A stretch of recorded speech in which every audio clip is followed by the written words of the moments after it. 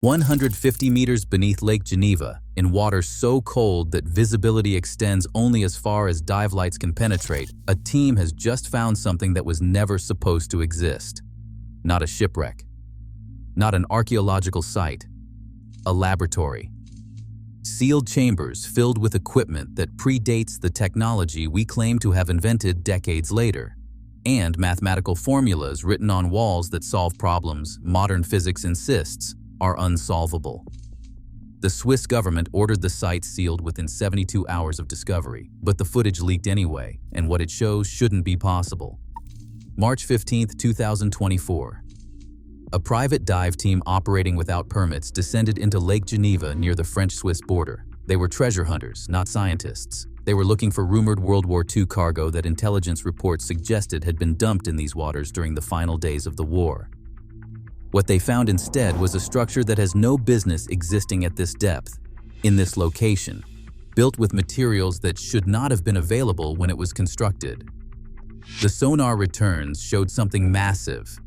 It was roughly 40 meters long and 12 meters wide, set into the lake bed at a depth of 153 meters. Too deep for recreational diving. Too deliberate to be natural. The team deployed a remotely operated vehicle equipped with high-definition cameras. The first images that came back showed concrete, reinforced concrete with a composition that matched construction techniques from the 1940s and the 1950s. But this was not a bunker or a weapons cache. It was a laboratory. The entrance had been sealed with a pressure door designed to withstand the weight of the water above it. Swiss engineering, precision crafted, built to last. The ROV's mechanical arm managed to work the locking mechanism. The door had not been opened in over 70 years, but it still functioned. Inside, the cameras revealed a series of chambers. The first was an equipment room, filled with diving gear, oxygen tanks, and what appeared to be a decompression chamber. This had been accessed from the surface regularly. The second chamber contained storage. Crates stacked floor to ceiling, many still sealed. The markings on the crates were German, but the contents were not weapons. They were scientific instruments. Spectrometers, oscilloscopes, precision measurement devices that would have been cutting edge in 1955. Except several of them showed design features that would not appear in commercial equipment until the 1980s. The third chamber was the laboratory itself. Workbenches lined the walls, blackboards covered with equations in chalk that had somehow survived decades underwater because the room had remained sealed and pressurized.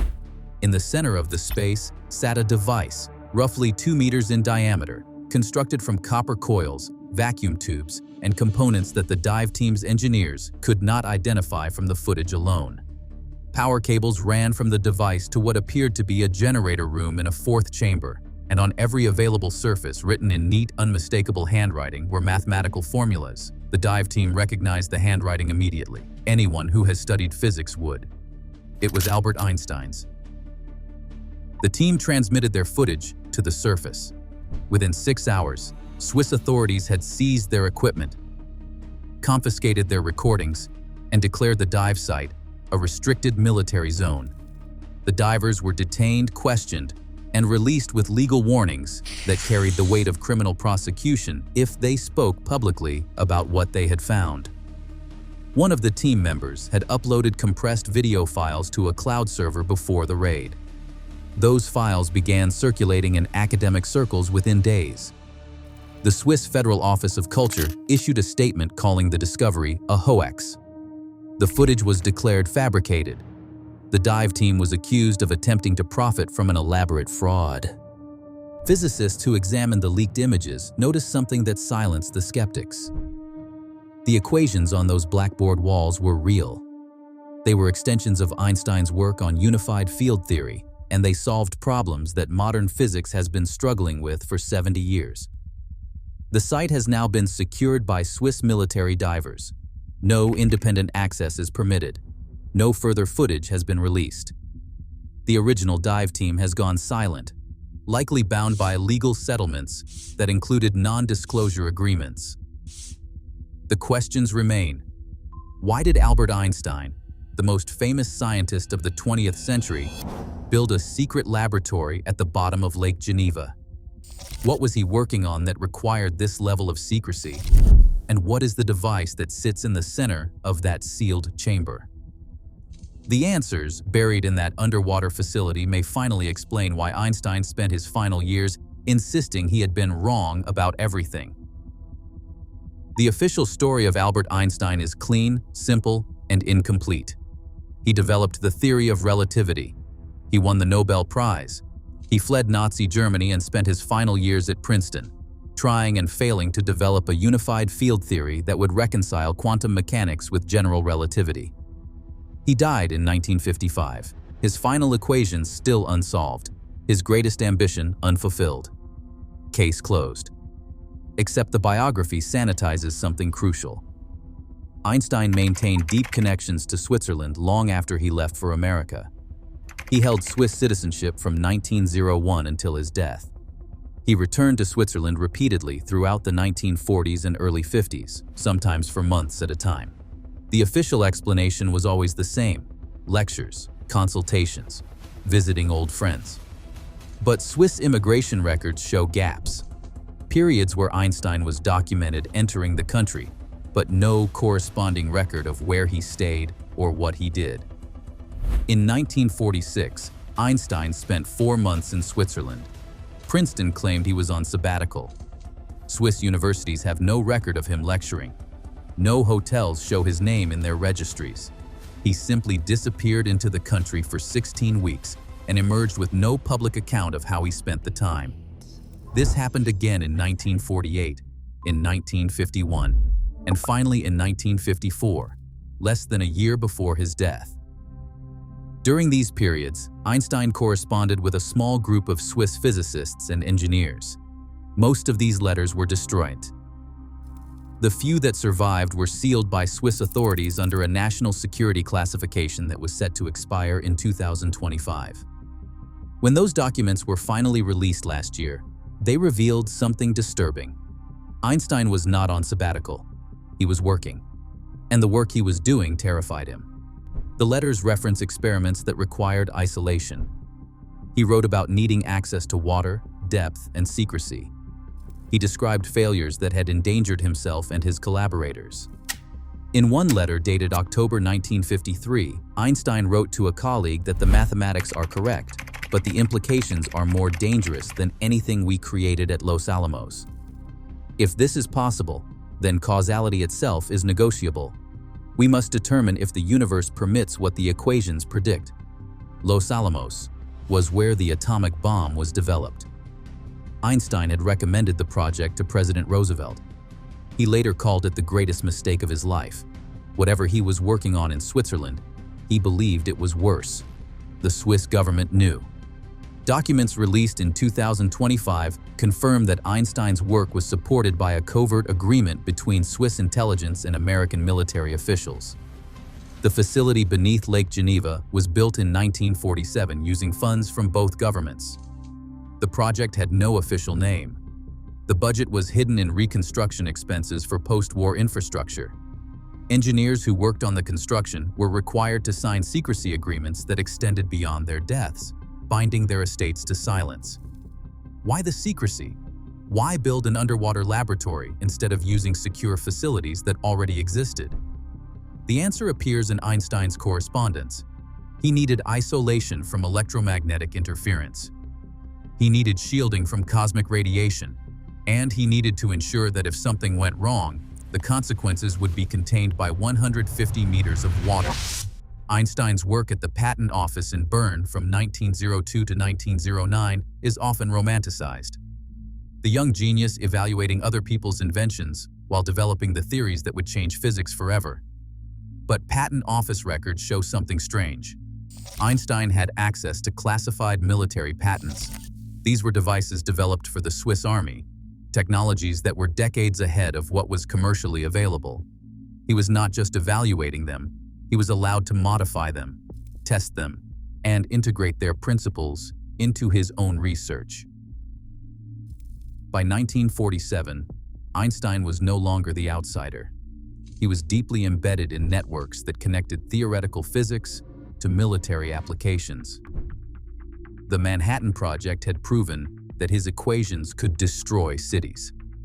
Now, he was investigating whether those same equations could do something else, something that made atomic weapons look primitive by comparison.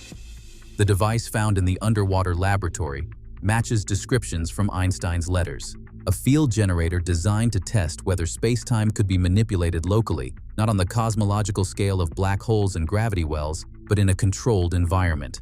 The implications were staggering. If space-time is a fabric that can be bent, then perhaps it can be torn. If it can be torn, then perhaps the rules that govern cause and effect are not absolute. Einstein called this work his final attempt to prove that God does not play dice with the universe. He believed that quantum mechanics was incomplete, that there had to be hidden variables explaining the apparent randomness of particle behavior. The device was meant to reveal those variables, to demonstrate that determinism still held, even at the quantum level. But what if the experiments proved the opposite? What if Einstein discovered that the universe does play dice, and worse, that the dice can be loaded? The mathematics on those laboratory walls suggest he found something. Whether it was what he hoped to find is another question entirely. Swiss authorities have refused to explain why the laboratory was abandoned. Einstein's final visit to Switzerland was in July 1954. He returned to Princeton and never left America again. He died in April 1955 from an abdominal aortic aneurysm.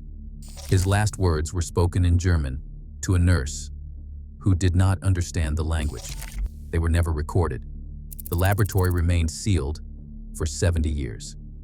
Whatever Einstein discovered down there, he chose to bury it beneath Lake Geneva rather than publish it. For a man who spent his life pursuing truth, that decision speaks louder than any equation. The remotely operated vehicle footage is fragmentary, but what survived the government seizure is enough to reconstruct what lies in those sealed chambers.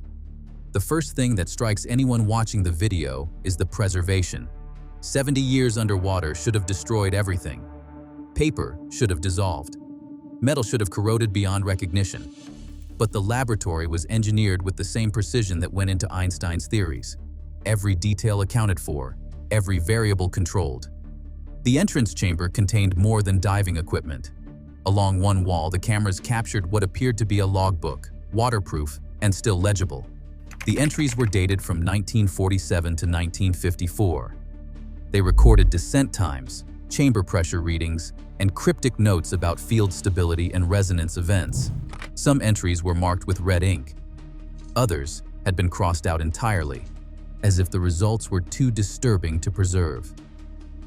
The equipment room housed instruments that do not match the technology of the era. One device appeared to be a spectrometer, but the configuration was wrong. Standard spectrometers from the 1950s used prisms or diffraction gratings to separate light into wavelengths. This one had neither. Instead, it featured a series of crystalline structures arranged in a geometric pattern that would not appear in scientific literature until the 1990s. Nonlinear optics, frequency doubling, technologies that require an understanding of quantum mechanics far beyond what was publicly acknowledged in Einstein's time. Another piece of equipment resembled an oscilloscope, designed to measure electrical signals over time. But the screen was not the cathode ray tube that would have been standard. It was a flat panel display, liquid crystal technology that supposedly was not invented until the 1960s and did not become practical until the 1970s. Yet here it sat in a laboratory sealed in 1954, connected to instruments that were measuring something Einstein believed was worth dying to understand. The storage crates contained components, vacuum tubes, copper wire, precision resistors, and materials that the dive team could not identify from visual inspection alone. One crate held what appeared to be crystalline rods, each roughly 30 centimeters long, perfectly uniform in dimension. They glowed faintly in the remotely operated vehicle's lights, phosphorescence possibly, or something else. The footage shows one of the remotely operated vehicle's manipulator arms attempting to retrieve a sample. The moment the mechanical claw made contact, the rod emitted a pulse of light bright enough to temporarily overexpose the camera. When the image stabilized, the rod was intact, but the manipulator arm showed signs of heat damage. The laboratory chamber itself was the most disturbing. Workbenches lined 3 walls, each one covered with equipment, notebooks, and instruments that appeared to be mid-experiment when the facility was abandoned. Beakers still held residue from chemical reactions. Wires were still connected to power sources. It looked as though someone had simply turned off the lights and locked the door, intending to return the next day. But they never did. The blackboards were covered with equations, field equations, tensor calculus, expressions that extended general relativity into domains that modern physics considers speculative at best. One section of the board showed a derivation that appeared to solve the Einstein field equations for a rotating charged black hole. This is the Kerr-Newman metric, which was not published until 1965, 11 years after Einstein supposedly abandoned this laboratory. Yet here was the complete solution, written in Einstein's hand, with annotations suggesting he had been testing it experimentally. Another section showed quantum mechanical wave functions coupled to gravitational fields. This is quantum gravity, the holy grail of modern physics, the problem that has consumed thousands of researchers for decades. Einstein had claimed publicly that he failed to solve it, but the equations on that wall suggested otherwise. They showed a unified framework where quantum mechanics and general relativity were not separate theories, but different aspects of a single underlying structure. And in the center of the room sat the device, 2 meters in diameter, cylindrical. Constructed from copper coils wound in a precise helical pattern. The coils surrounded a central chamber made from a material that appeared to be glass, but the refractive index was wrong. Light passed through it at angles that should not have been possible with any known glass composition. Inside the chamber, suspended in what might have been vacuum, or might have been something else, was a sphere, perfectly smooth, perfectly reflective. Roughly the size of a baseball, power cables ran from the device to a generator in the adjacent chamber. The generator itself was a marvel, too efficient for the 1950s, too compact. It appeared to be some form of electrostatic generator, but the design included components that suggested it was doing more than simply building up charge. Capacitor banks lined the walls, each one rated for voltages that would have been experimental even by modern standards. The most disturbing detail appeared in the background of one frame. On a workbench near the device, partially obscured by shadow, was a notebook. Open. The visible page showed a sketch, a diagram of the sphere inside the central chamber, and beneath the sketch, written in English rather than German, were 3 words: "It worked once." Carbon dating of materials retrieved from other parts of the lake near the site has created a problem that scientists refuse to discuss publicly. Wood samples taken from support structures show dates consistent with the 1940s. But metal samples from the device itself show isotopic ratios that do not match any known industrial production from that era. The copper has a purity level that should require modern electro-refining techniques. The crystalline rods contain trace elements in concentrations that suggest they were synthesized rather than mined. Either Einstein had access to materials science that was 50 years ahead of its time, or the device itself altered the materials it was constructed from. Both possibilities are equally disturbing. The final piece of evidence comes from the very last seconds of footage before the ROV was recalled to the surface. The camera panned across the laboratory one final time, and there, mounted on the wall near the exit, was a handwritten note, pinned to the concrete with a nail. The ink had faded, but digital enhancement made the words legible. To whoever finds this, the mathematics are sound. The implications are not. Some doors should remain closed. AE, 1954. Albert Einstein built a laboratory at the bottom of Lake Geneva to open a door, and then he sealed it shut and walked away. The equations found in the laboratory are real. This has been confirmed by multiple physicists who examined the leaked footage before it was scrubbed from the internet. They are not speculative sketches. They are complete, rigorous derivations that extend Einstein's published work into territories he publicly denied exploring, and they suggest he discovered something that changed his mind about the fundamental nature of reality. Einstein spent the final decades of his life arguing against quantum mechanics. He famously declared that God does not play dice with the universe. He believed that the apparent randomness of quantum events was merely evidence of incomplete knowledge, that hidden variables would eventually restore determinism to physics. The laboratory suggests he built the device to prove this, to demonstrate that quantum mechanics could be explained by deeper, classical principles. But what if the experiments proved him wrong?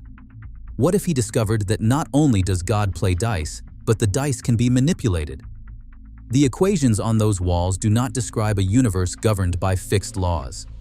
They describe a universe where space-time itself is negotiable, where cause and effect can be decoupled, where the arrow of time is a suggestion rather than a commandment.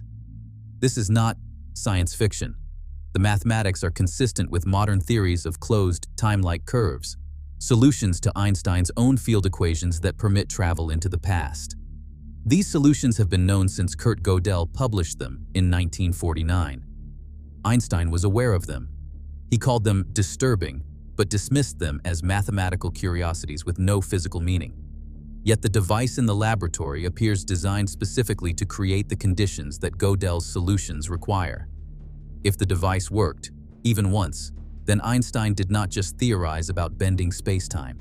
He did it in a laboratory at the bottom of a lake, and then he destroyed his notes, sealed the facility, and spent his final year insisting that his unified field theory was a failure. The physics community has remained almost entirely silent on the discovery. No major university has issued a statement. No prominent physicist has agreed to comment on the record. The few private conversations that have leaked suggest a level of discomfort that borders on panic. Because if the device is real, if it functions as the equations suggest, then every textbook is wrong. Not wrong in the sense of incomplete, but wrong in the sense of describing a universe that does not exist. Modern physics is built on assumptions, causality, the conservation of energy, the second law of thermodynamics. These are not just principles. They are the foundations upon which civilization depends. If space-time can be manipulated to violate causality, then cause and effect become meaningless. If energy can be borrowed from the future and never repaid, then conservation is an illusion. If entropy can be reversed locally, then the heat death of the universe is negotiable. Einstein understood this. The device was not built to generate power or create weapons. It was built to test whether the universe has guardrails, whether the laws of physics are absolute or merely probable. And if his final note is to be believed, he found that the guardrails are weaker than anyone imagined. The Swiss government's response has been swift and absolute. The dive site is now a permanent exclusion zone. Military vessels patrol the surface. Sonar monitoring has been installed to detect any unauthorized approach. Official statements dismiss the discovery as either a hoax or a misidentified industrial structure. But the level of military security applied to a supposed hoax is telling. Nations do not deploy military assets to guard fabrications. International physics conferences, held in the months following the leak, have been marked by strange absences. Several prominent researchers who specialize in general relativity and quantum field theory have withdrawn from public speaking. Others have accepted visiting positions at institutions with strict confidentiality agreements. The pattern suggests that someone, somewhere, is offering resources and access in exchange for silence. Comparisons to other suppressed discoveries are inevitable. The Philadelphia experiment, the Hutchison effect, cold fusion. All of them dismissed as pseudoscience or fraud, yet all of them surrounded by enough credible testimony to create persistent doubt. The difference is that Einstein's laboratory provides physical evidence, a structure that can be visited, equations that can be verified, and a device that can be examined. And that makes it far more dangerous than any conspiracy theory. If the device worked, then the implications extend beyond physics. They touch on philosophy, theology, and the very nature of free will. If the future can influence the past, then determinism is unavoidable. Every choice has already been made. Every outcome has already occurred. The sensation of free will becomes an illusion created by our inability to perceive time as a complete structure rather than a sequence of moments. Einstein called this the block universe, a four-dimensional spacetime where past, present, and future exist simultaneously, and our experience of now is simply our consciousness moving through a landscape that already exists in its entirety. He found this view deeply troubling, but mathematically inevitable. The device may have been his attempt to prove that the block universe was wrong, that time truly flows, and choices truly matter. If it failed, if the experiments confirmed the block universe, then Einstein would have faced the conclusion that his entire life, every discovery, every decision, had been predetermined from the moment the universe began. For a man who valued human agency and moral choice, this would have been unbearable. No wonder he sealed the laboratory and walked away. On March 18, 2024, 72 hours after the initial discovery, the Swiss Federal Council issued a brief statement. The underwater structure reported near the French-Swiss border was confirmed to be a Cold War-era installation related to civil defense. The site posed no environmental hazard and would be monitored as part of routine lake management. Public access was restricted due to structural instability. No further information would be released. The statement was carefully worded. It did not deny that the structure existed. It did not address the equipment found inside. It did not explain why a civil defense installation would contain advanced scientific instruments, or why it would be built at a depth that made access nearly impossible without specialized equipment. The statement was designed to acknowledge the discovery while discouraging further inquiry. It failed. The dive team's leaked footage had already been downloaded thousands of times before the Swiss government's cybersecurity units began issuing takedown notices. Copies circulated on encrypted forums.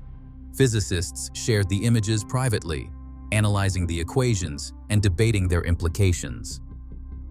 Within a week, independent researchers had produced detailed assessments confirming that the mathematics were genuine extensions of Einstein's work.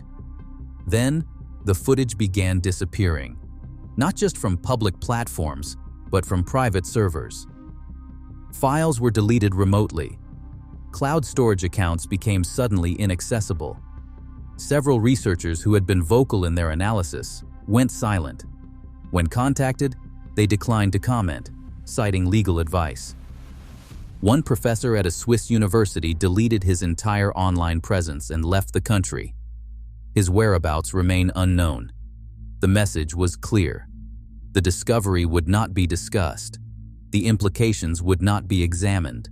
The site would be sealed. The evidence would be buried. Anyone who persisted in asking questions would face consequences. But suppression is not the same as erasure. Enough evidence survived to confirm the essential facts. The laboratory exists. Einstein built it. The device inside was designed to test principles that modern physics still considers speculative, and whatever results he obtained were significant enough to justify destroying his life's work and consigning it to the bottom of a lake. The site is now under active modification. Sonar scans, conducted by independent vessels operating just outside the exclusion zone, have detected construction activity. Heavy equipment has been lowered to the lakebed. Something is being built around the original structure, encasing it perhaps, or removing it entirely. The Swiss government refuses to comment on these operations. What happens next depends on questions no one is willing to answer publicly. If the device is recovered and studied, who controls the research? If the equations are confirmed, who decides whether to publish them? If the experiments are replicated, who determines whether the results are too dangerous to acknowledge? History suggests the answers are not reassuring. Technologies with military applications are classified. Discoveries that threaten economic stability are suppressed. Knowledge that undermines social order is buried. The pattern has repeated across centuries. from the Catholic Church's suppression of heliocentrism to the classification of nuclear weapon designs. Humanity has consistently chosen ignorance over dangerous truth. Einstein understood this. He spent the final years of his life advocating for international control of atomic weapons. He called for transparency in science and warned against the militarization of knowledge. Yet he chose to hide his final work rather than risk its misuse. The contradiction is painful. The man who insisted that science belonged to all humanity decided that some science belonged to no one. The families of the dive team members have received substantial settlements. Non-disclosure agreements prevent them from discussing the terms, but the amount suggests that someone wants this discovery forgotten. The divers themselves have dispersed. One moved to South America. Another accepted a research position at an institution that does not list him on its public faculty page. The third has not been seen since the initial interrogation. For the academic physicists who examined the leaked footage, the consequences have been more subtle. Grant applications related to quantum gravity have been quietly declined. Conference invitations have been withdrawn. Peer review processes have become suddenly rigorous for papers that reference the discovery. The mechanism is not overt censorship. It is the systematic application of bureaucratic friction until researchers conclude that pursuing this line of inquiry is not worth the cost to their careers. And yet, the questions remain, and they are profound. If Einstein discovered a method to manipulate spacetime, what were the limits of that manipulation? If the device created closed time-like curves, could information be sent into the past? Could physical objects? Could consciousness? The equations suggest all of this is possible, but they do not specify the scale or the energy requirements. A device that could send a single photon backward in time by a microsecond would still overturn causality, but it would not be useful for anything beyond confirming that the universe permits such violations. Unless the device could do more. Unless Einstein discovered that the energy barriers to significant time manipulation were lower than expected. Unless the sphere in the center chamber was not just an experimental probe, but a proof of concept. Evidence that the door he opened led somewhere real. The final question is the most disturbing. If Einstein succeeded in creating even a limited closed time-like curve, then the past has already been altered. Not the distant past, but the recent past. The history we remember may not be the history that originally occurred. Causality loops create paradoxes, and paradoxes resolve themselves through the path of least resistance. If the future reached back and changed something, we would never know. Our memories would adjust. Our records would update. The only evidence would be mathematical, buried in equations that describe a universe slightly different from the one we inhabit. This is the nightmare that Einstein faced. Not that time travel is possible, but that it has already happened. That the experiments in the laboratory beneath Lake Geneva did not just prove a theory, they changed reality. And the only way to prevent further damage was to seal the device and pray that no one ever found it. Someone found it. The Swiss government is now faced with the same choice Einstein made 70 years ago. Suppress the discovery and hope that ignorance protects us, or acknowledge it and risk the consequences. They have chosen suppression, but suppression is temporary. Knowledge is persistent. The equations are documented. The device exists. And somewhere in classified files and encrypted communications, researchers are already attempting to understand what Einstein built and whether it can be rebuilt. The lake keeps its secrets for now. 150 meters of cold, dark water separate the surface world from evidence that should not exist. But water is not a permanent barrier. Neither is secrecy. Eventually, someone will return to that laboratory. Someone will activate that device, and when they do, we may discover that the universe Einstein described in his final equations is not the one we thought we lived in.